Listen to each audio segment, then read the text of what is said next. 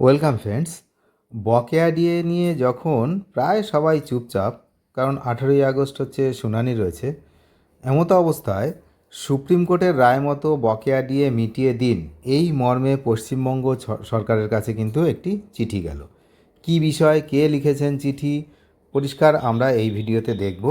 তবে আমরা এটা দেখছি যে যখন সবাই এই বিষয়ে নীরব, বিশেষ করে গ্র্যান্ট ইন এইডদের বিষয়ে যখন সবাই নীরব, তখন কিন্তু একজন এখনও কিন্তু সবার হয়ে লড়ছে, যেটা আমরা প্রত্যেক দিন দেখতে পাচ্ছি।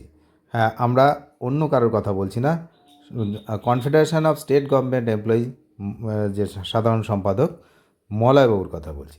তিনি কিন্তু এই চিঠি একটি লিখেছেন, যে চিঠিটা কিন্তু পশ্চিমবঙ্গ সরকারের কাছে তিনি লিখেছেন। সেখানে গ্র্যান্ট ইন এইড ইস্যু, তারপরে কেএমসিদের যে বকেয়া সেই ইস্যু, সব কিছু কিন্তু রয়েছে। এবং সুপ্রিম কোর্টের যে রায় গত 5ই ফেব্রুয়ারি বকেয়া ডিএ সংক্রান্ত মহামান্য সুপ্রিম কোর্টের যে রায়, সেই সকল রায়ের কথাও কিন্তু তিনি বলেছেন। তিনি সরকারকে এই বিষয়ে মেল করেছেন, আর সেই যে মেলের যে স্ক্রিনশট, সেটা কিন্তু তিনি সমাজ মাধ্যমে শেয়ার করেছেন, সেখান থেকেই কিন্তু আমরা পেয়েছি। চলুন আমরা সরাসরি দেখে নিই যে উনি ঠিক কী লিখেছেন। দেখুন, এই হচ্ছে সেই মেল, সেই মেলের স্ক্রিনশট। এই যে মলয় মুখোপাধ্যায়, তিনি কিন্তু পাঠিয়েছেন টু এই যে fs-wb@nic.in। 12ই আগস্ট কিন্তু এই মেলটি উনি করেছেন। মাননীয় পশ্চিমবঙ্গ সরকার, এই যে এইভাবে উনি চিঠিটা শুরু করেছেন।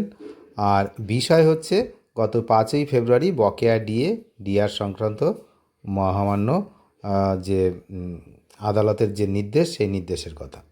তো অর্থ দপ্তরের দায়িত্বপ্রাপ্ত অতিরিক্ত সচিব শ্রী প্রভাত কুমার মিশ্র, তো এনাদের কাছে কিন্তু এগুলো পাঠানো হয়েছে।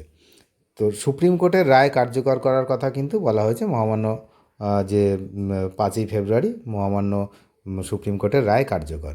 এখানে পরিষ্কার উনি লিখেছেন যে মাননীয় মহাশয়, উপস্থাপন করছি এই বিষয়ে যে আপনার সহৃদয় অবগতি এবং ব্যবস্থা গ্রহণের অনুরোধ সহ নিম্নলিখিত বিষয়গুলো উপস্থাপন করছি। তো 1, 2, 3, 4 এরকম করে উনি পয়েন্ট পয়েন্ট করে লিখেছেন। প্রথমে 1 নম্বরে লিখেছেন, দেখুন, যে পূর্বোক্ত রায় নির্ধারিত সময়সীমার মধ্যে পূর্ণাঙ্গভাবে কার্যকর করার পরিবর্তে আংশিক কার্যকর করার নামে রাজ্য সরকার বিষয়টিকে কর্মী বিদ্বেষী এইভাবে অনাবশ্যক বহুমাত্রিক জটিলতার আবর্তে এনে ফেলেছেন। এটি অত্যন্ত দুঃখজনক। রায় পূর্ণাঙ্গভাবে কার্যকর করার দাবি রাখছি। এটা 1 নম্বর। নাম্বার 2 হচ্ছে রোপা 2009 এবং মহামান্য সুপ্রিম কোর্টের রায় অনুসারে বকেয়া ডিএ ডিআর গণনা করা এক এবং একমাত্র সূচক এআইসিপিআই, কিন্তু সরকার বাস্তবে অস্তিত্বহীন তথাকথিত স্টেট বেসড সিপিআই এর নামে পরিকল্পিত ভুল গণনায় কর্মরত ও অবসরপ্রাপ্ত কর্মীদের ভয়াবহ ও নজিরবিহীন ক্ষতির শিকার হতে বাধ্য করেছেন।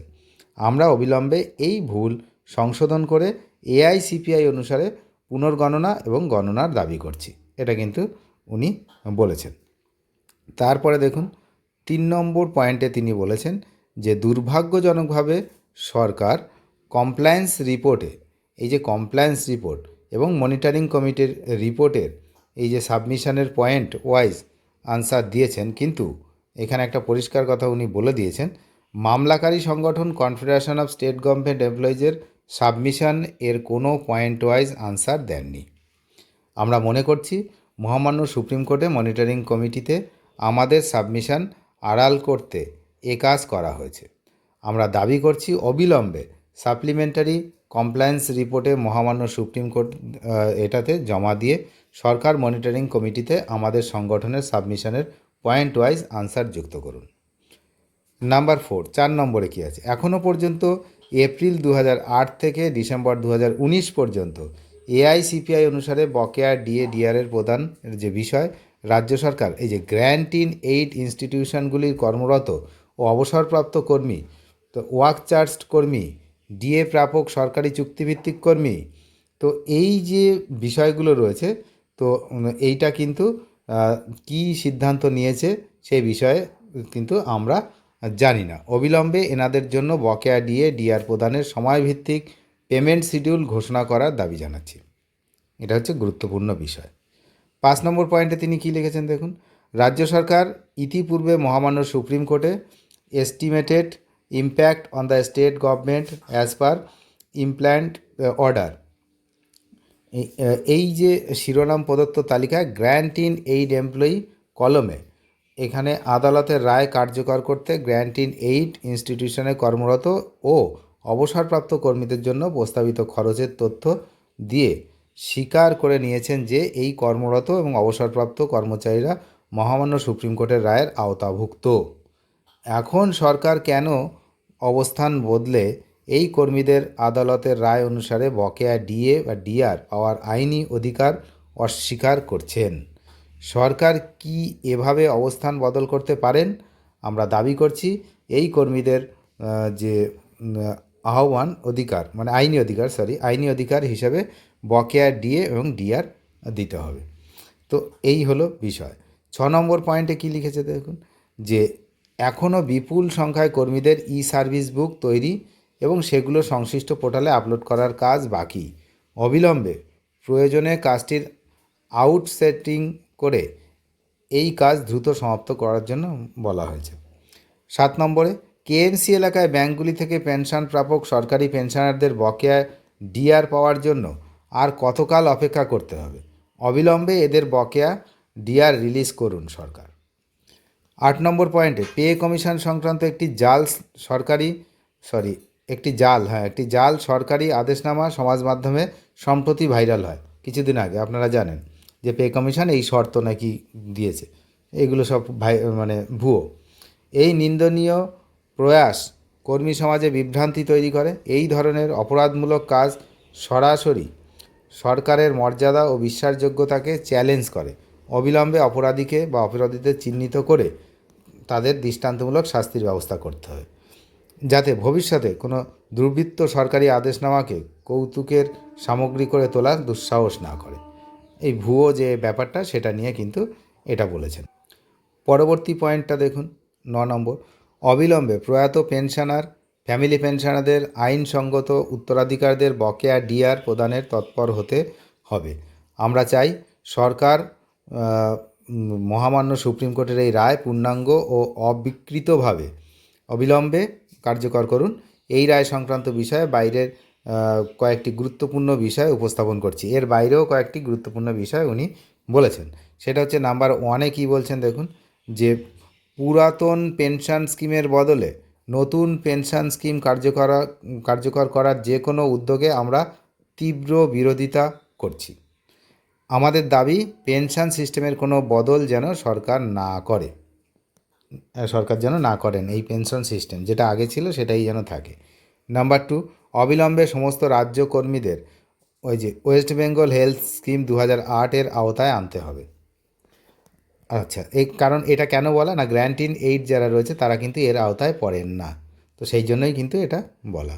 নাম্বার 3, সপ্তম রাজ্য বেতন কমিশনের আওতা থেকে 25টি সরকারি বিশ্ববিদ্যালয়, মধ্য শিক্ষা পর্ষদ, উচ্চ মাধ্যমিক শিক্ষা সংসদ, মাদ্রাসা বোর্ডকে বাদ দেওয়া হয়েছে। অবিলম্বে এই সব সংস্থার কর্মীদের বেতন কমিশনের অন্তর্ভুক্ত করার দাবি করছি। তারপরে 4 নম্বর, ত্রিস্তর পঞ্চায়েতে কর্মরত জীবিকা সেবকরা 9 বছর ধরে বেতন পাচ্ছেন না। অবিলম্বে বকেয়া সহ এদের বেতন প্রদানের ব্যবস্থা করুন। 5 নম্বর, মাননীয় মুখ্যমন্ত্রীর প্রতিশ্রুতি মতো চুক্তি কর্মীদের সমকাজে সমবেতন এই নীতিতে মজুরি, বেতন পুনর্নির্ধারণ সহ অবসরকালীন সামাজিক সুরক্ষার প্রশ্নে সরকারের অবস্থান স্পষ্ট করুন। 6 নম্বর, 1 জুনের বৈঠকে মাননীয় মুখ্যমন্ত্রী প্রতিশ্রুতি দিয়েছিলেন জানুয়ারি 2027-এ রাজ্য কর্মীরা সপ্তম রাজ্য বেতন কমিশনের সুপারিশকৃত বেতন, ভাতা, পেনশন পেয়ে যাবেন। অথচ কমিশন এখনও কাজই শুরু করেননি। কমিশনকে দ্রুত কাজ শুরুর নির্দেশ দিন।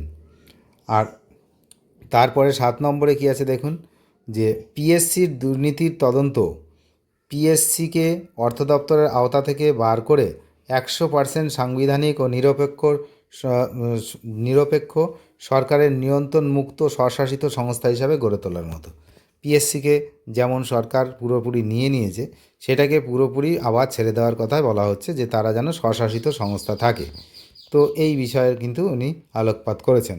8 নম্বর পয়েন্ট হচ্ছে সরকারের সঙ্গে কর্মীপক্ষের নিয়মিত বৈঠকের মেকানিজম, জয়েন্ট কনসালটেটিভ কমিটি গঠনের দাবি করেছিলাম 1 জুনের বৈঠকে। এ বিষয়ে কোনো পদক্ষেপ করেছেন সরকার, জানতে চাই।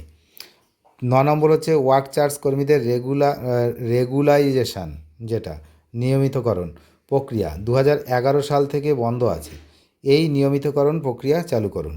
10 নম্বর প্রাথমিক শিক্ষক শিক্ষিকাদের ক্ষেত্রে টেট পাস বাধ্যতামূলক করা হয়েছে, এটাও কিন্তু গুরুত্বপূর্ণ বিষয়। এই বিষয়ে কেন্দ্র সরকারের সঙ্গে আলোচনা সাপেক্ষে প্রাথমিক শিক্ষক শিক্ষিকাদের স্বার্থে এমন ব্যবস্থা করুন যাতে তারা এই অনিশ্চয়তা থেকে মুক্তি পান। তারপরে নমস্কারান্তে নিয়ে কিন্তু উনি নাম দিয়েছেন, সভাপতি রয়েছেন আর সাধারণ সম্পাদক রয়েছেন দুজন। তাহলে এই হলো বিষয়। এই চিঠি কিন্তু মানে ইমেল মারফত পৌঁছে গেছে। এখন এর আগেও এনারা চিঠি দিয়েছেন, কিন্তু চিঠি দিয়ে তো বারবার সরকারকে চিঠি দেওয়া হচ্ছে। তো যাই হোক, দেখা যাক কী হয়। গ্র্যান্ট ইন এইডদের সমস্যা এবং এই যতগুলো সমস্যার কথা উনি তুলে ধরেছেন, এগুলো মেটে কিনা সেদিকে আমরা নজর রাখছি।